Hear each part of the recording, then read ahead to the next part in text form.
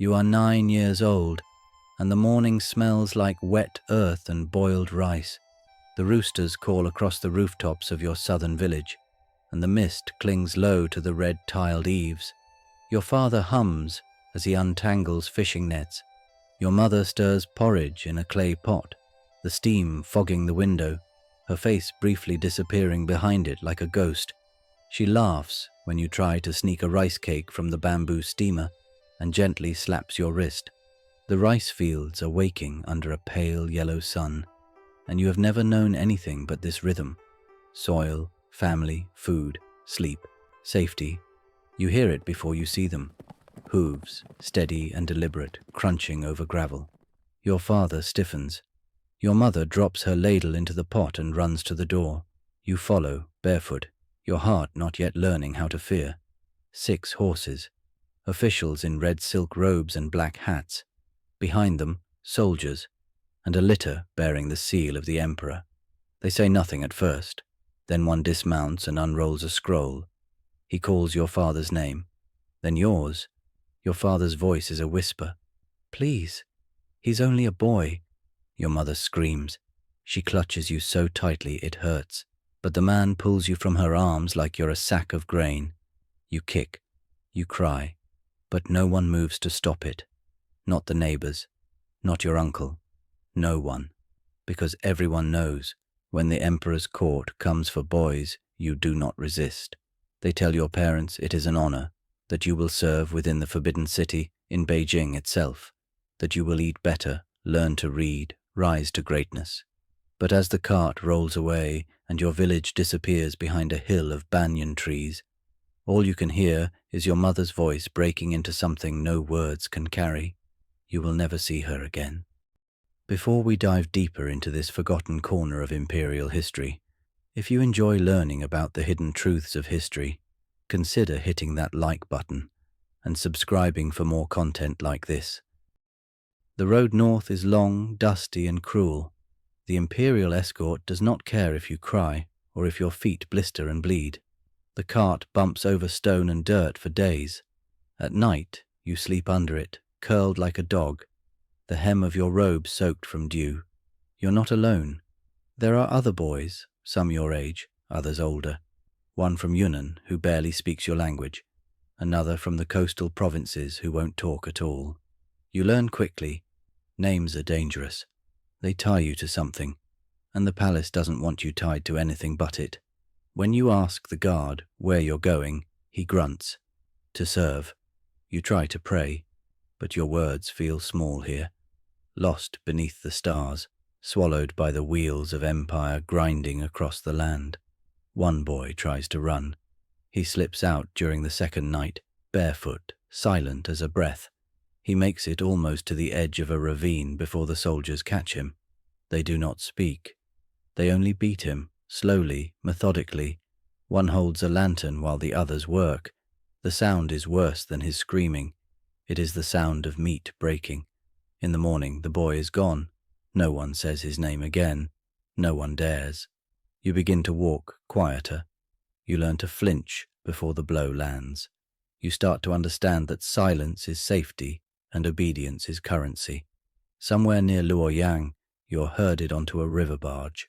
The water is slow and brown like old tea. On board, you're told to line up. One by one, you're stripped of your village clothes. They burn them in a heap on the deck. You are given a grey robe and a new name, Number 48. That night, you do not sleep. You just stare at the sky and try to remember the shape of your mother's face, and you realize you no longer can. The Forbidden City rises from the dust like something from a painted scroll, vast, golden, and utterly silent. You expect shouting, drums, ceremony. Instead, the gates open with barely a sound. The sky is grey. The air smells of sandalwood and stone. You step through a red lacquered door and into a world that was never meant for people like you. Everything gleams. Jade tiles, bronze incense burners, ivory floors so polished they reflect your feet like a shallow pool. Gold dragons coil along balustrades, and vermilion pavilions stretch out into the distance, one after another, like a maze for gods. But you are not a god, you are told to kneel. A eunuch, tall, hollow-eyed, voice like wet silk, walks down the line, inspecting you like livestock. He touches your chin, checks your teeth, pinches your wrist. You keep your eyes down, like the others. When he pauses before you, your stomach turns. He murmurs something to an assistant, who nods. You've been selected. Later that day, in a quiet courtyard with walls too high to see over, you are told what will happen next. They do not ask. They do not explain. You are held down on a wooden table. Something is forced into your mouth so you won't bite your tongue. There is a knife, or maybe it's scissors. The pain is immediate, unspeakable. You choke on your own breath. You scream so hard your vision goes white. You do not remember passing out. When you wake, you're in a tiled room, blood pooled between your legs, the smell of vinegar and iron thick in the air. A boy in the corner is crying softly. Another boy has stopped moving. The eunuch overseeing the room doesn't even blink. You are told the wound must heal cleanly. If you speak, you will be punished. If you try to run, you will be flayed. You cannot walk for 3 days. When you finally stand again, you are no longer a boy. You are something else, something the emperor can use. They give you silk slippers, teach you how to bow, and tell you to smile when you are looked at. You do not feel human. But that, you are told, is the point. They call it the inner court, a place where only the emperor, his concubines, favored officials, and selected servants may enter. You are now one of those servants. But servant is too clean a word for what you've become. The days are beautiful and brutal. You rise before the sun to chant prayers you were forced to memorize. You are washed, perfumed, and robed in fine silk, not for warmth or comfort, but for appearance. You are made to look like something between a child and a doll, beautiful, soft, and quiet. You are taught to bow so deeply your nose almost touches the floor, taught to speak in a voice no louder than falling paper, taught to smile, but never to laugh, taught to sing songs you don't understand, to recite poems about loyalty, devotion, emptiness. Older boys train you. They are no longer boys, really. Their eyes are dull and their voices sweet with false kindness. One of them, Shen, takes a liking to you. He brushes your hair, corrects your posture, and whispers how to avoid drawing attention from the wrong people. He tells you which officials to smile at, which ones to never make eye contact with. He warns you never to refuse a touch, not once. You ask why. He looks at you with something like pity. Because we're not here to serve, he says. We're here to please. That evening, you are brought to a smaller courtyard, deep in the heart of the palace. There are lanterns lit in rows, and music playing, flutes, soft drums. You and a dozen other boys are dressed in golden tunics and told to dance. Watching you from a shaded alcove is a man in embroidered robes, flanked by laughing women and high officials. You don't know if it's the emperor, but you feel his gaze like a weight on your skin. When the performance ends, you are led inside, alone. A eunuch tells you to kneel and wait. Eventually, a hand touches your shoulder. You flinch, but you do not scream. You are told you have been noticed, that this is an honor, that those who bring pleasure are remembered, and those who displease are forgotten. That night, you curl beneath your blanket and listen to the other boys breathe in the dark. One of them is crying, but not you. You are silent, like the palace wants you to be. You learn quickly, silence is not enough. In the Forbidden City, survival is an art, and you are expected to master it. Shen shows you how. He teaches you which courtiers enjoy poetry, which prefer music, and which simply want to watch you pour tea with delicate hands. He shows you how to tilt your head just slightly when spoken to, how to flatter without seeming obvious, how to entertain without inviting disgrace. At night, he crawls into your bed without asking. He whispers praise into your ear. He calls you clever.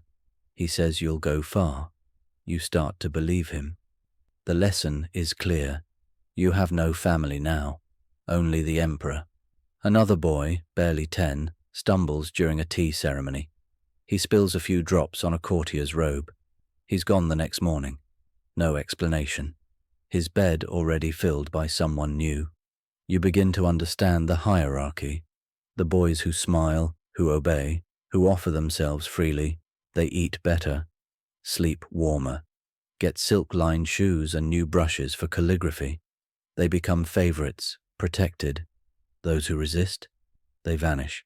Soon you're no longer the one trembling in the hallway, waiting to be summoned. Now you're the one correcting posture, fixing robes, whispering advice to the new ones, and you feel something you never expected. Power. A younger boy is brought in, quiet, defiant, his eyes full of the same fire you once carried. You catch him looking at you too long.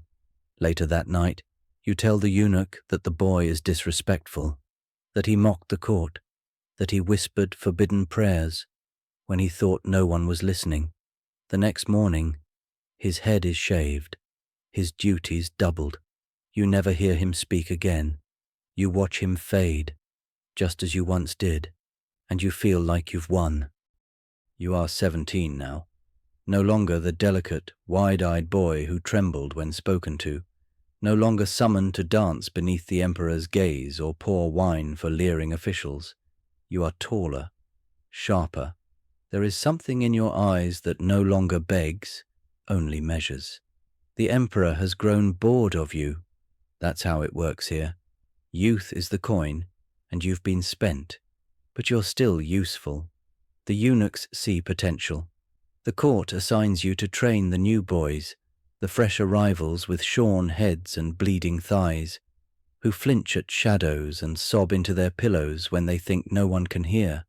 You remember what that felt like. You remember it so well, it should make you sick, but it doesn't. It makes you hungry. The first time you raise your hand to one of them, a boy too slow in folding his robes, you feel control. The slap rings through the dormitory like a bell. The other boys sit up straighter after that, eyes wide, backs stiff, silence. You correct posture now. You choose who gets second servings, who sleeps near the brazier, who is summoned for special duties with favored officials. You don't need to be told anymore. You know how it works. You are how it works.